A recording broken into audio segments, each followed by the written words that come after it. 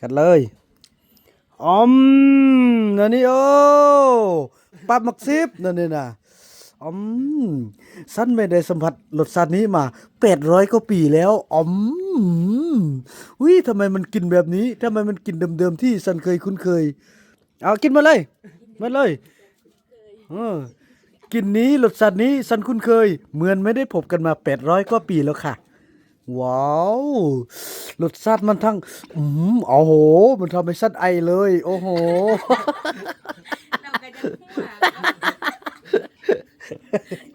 กินเยอะๆนะแล้วเธอจะได้แข็งแรงโอ้โหแค่เธอกับซีมิมเหมือนกันเลยเดี๋ยวดูสิเนี่ยเห็นบ่บัดงานเด้อหุ่นนะ คือเลยนอกหน้าเห็นบ่เสียงประกอบ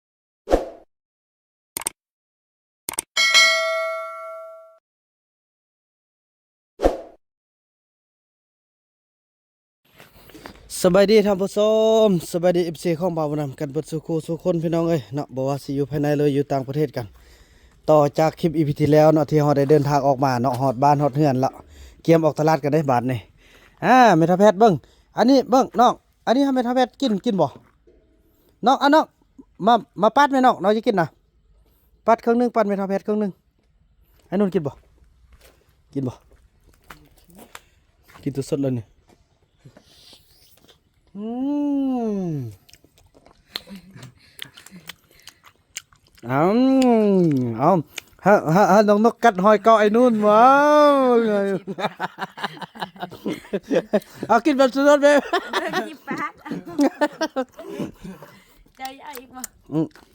ผู้หนึงบ่สีแก้วผู้หนึงสีแก้วน่ะบ่กล้าแอวนำกันเนาะอืมเอาติบ่พวกน้องเอิ้นว่าจะได้กับภาษาพวกน้องมิมภาษาพวกน้องนะตัวดิมิมกับภาษาลาวอีกขึ้นเลย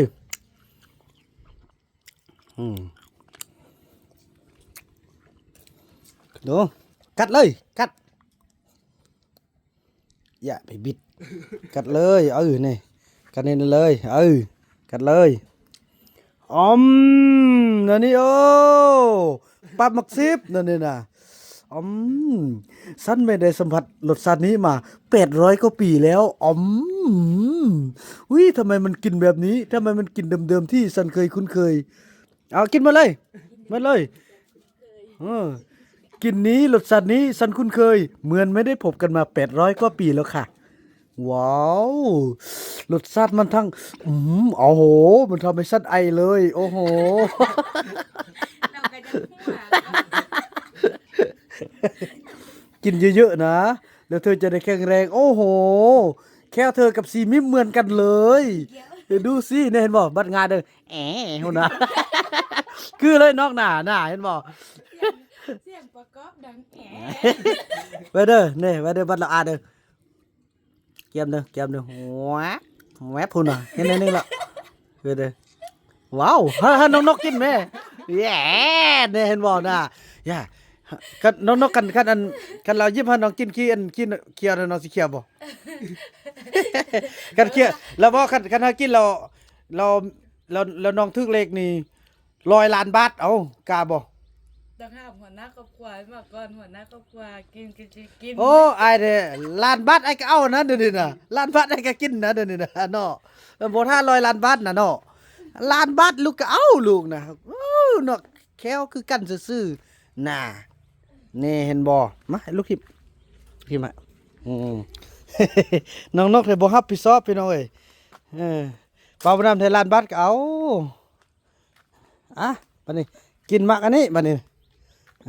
อยู่ในป่านี่ไม่เคยมีนี่คือมะปรางเอามะปรางเลยมะพร้างนี่ภาษาไทยเอิ้นซะได้เนาะมะพร้างนี่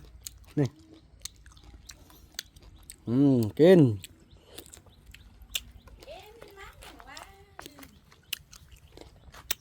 กินกันเนาะไอ้กินก้อนแล้วน้องกินน้ำลังได้น้องกินก้อนไอ้กินน้ำลังบ่ได้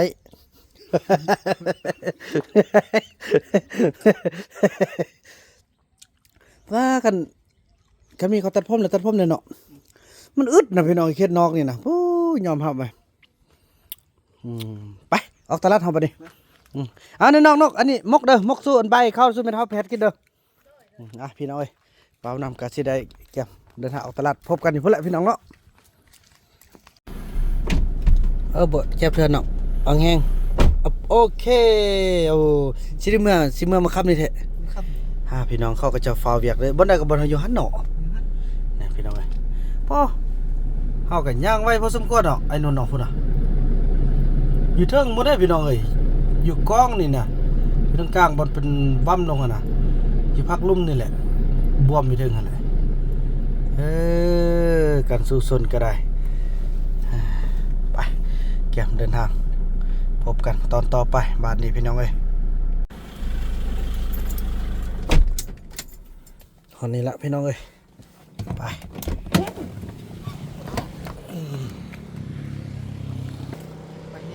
ไปแห้ง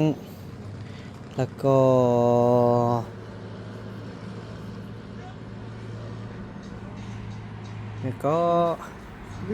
ลืมแล้วเนาะนี่ปลาจะเอาปลาตัวใดเนาะตัวนี้หรือปลาตัวนี้อันนี้เท่าละโลเนี่ยโลเท่าไหร่เนี่ยเอาโลนึงเลยเนาะเอาไปแกงเทาละโต้เด้อคาราโต้อันนี้โลเท่าไหร่นี่ต้นนั้นนะต้นนั้นโลละ2 เซน 2 เซนอันนี้มันเป็นถุงละ10 โลเหมือนดีต้นนั้นบ่ได้บ่ เน้นบ่อันนี้จีอันนี้เนี่ย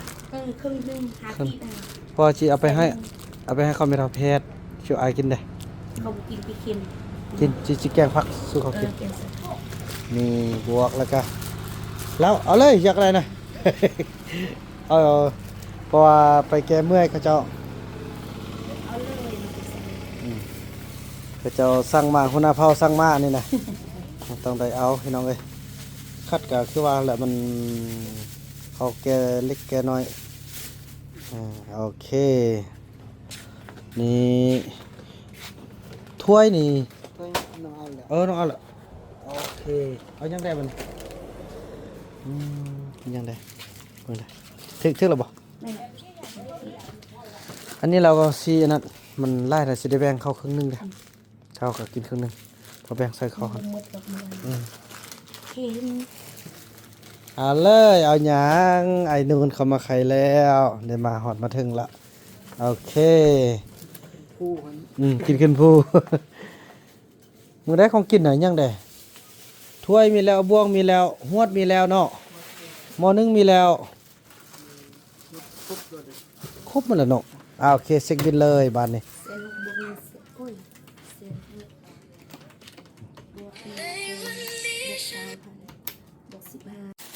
โอเคเซ็กบินแล้วที่เท่าไหร่ก็295 2 เ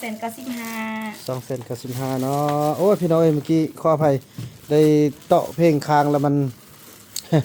มันมีเพลงติดลิขสิทธิ์เนาะได้ลบวิดีโอนั้นทิ่มถึงอยู่2,95,000เป็นเงินเพิ่นก่อนเมื่อแล้วมันบ่เนาะ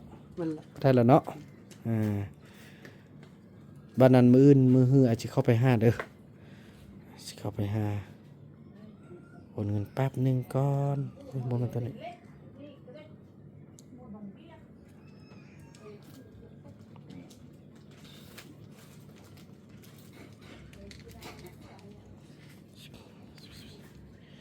เขาอยากแล้วว่ามันนี่2,95,000หน่วย10หอยพันหมื่นแสนค่าอาหารปราบโอเคกลับกันมันหิ้วมาเลยโดยเช่นกันขึ้นเลยพี่น้องเอ้ยกลับบ้านกันวันนี้เนาะว่ากันตอนต่อไปเด้อโอเคหมดพี่แล้วมาแบกเอาป้านมันไปก่อนพอจะได้แบ่ง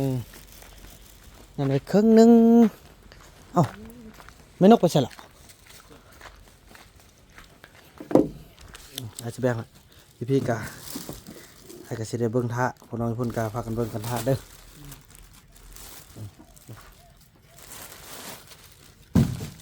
อันนี้แกงเราเฮ็ดเทอร์โต้เด้อมาตัวเยอะแล้วแหละแต่ตัวละ ตัวละเทื่อแล้วก็เสาะมักปีเอายอดบุญเอายอดนั้นมาใส่เด้อมันละลายประหยัดกว่าที่เราหาอันนี้เอาออกไปอันนี้แบ่งกันอันนี้นี่คือการอันนี้ใส่ตัวนั้นนี่ใส่จาก3โตเด้อใส่พอกินอันนึงสำนี้เด้อนี่อิ่มละเราเอาเนี่ยมาใส่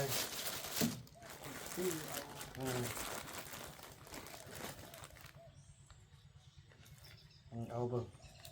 1 2 3 1 2 3 2คาบละ1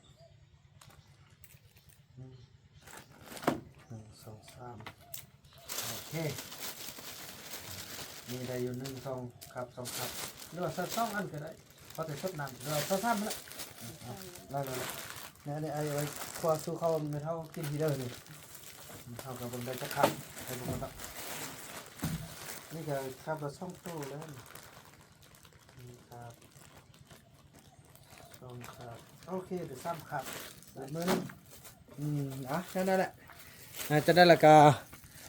ไปเบิ่งมักแห่นท่านกันมีได้ละกะกันนู่ไหว้กินละบอกไอ้เด้อไอ้สินำไปนำลังเราโชคดีเจอกันเด้อบ๊ายบายเด้อเอารถที่ไปบ่บ๊ายบายแล้วเจอกันเนาะพี่น้อยเนาะถือว่าแนวนั้นแหละพี่น้องคลิปนี้บ่าวนำขออนุญาตจบคลิปกันซ้ำนี้ก่อนมื้ออื่นสิพาจูเซาลีเนาะไปบุญไปอันนั้นก่อนแล้วก็จะได้พบกันในตอนต่อไปพอแหละคันว่าสินอนนี่สว่ายังค่าส่งบัตรเชิญบุญเรียนบุญพี่น้องเอ้ยเนาะทางใดเพิ่นก็ฮู้จักจังซี่แหละเพิ่นบ่ฮอดบ่ไปก็คือว่าแหละยามเพิ่นยามโตพี่น้องเอ้ยคลิปนี้บ่าวนำขออนุญาตกล่าวคำว่าสบายดี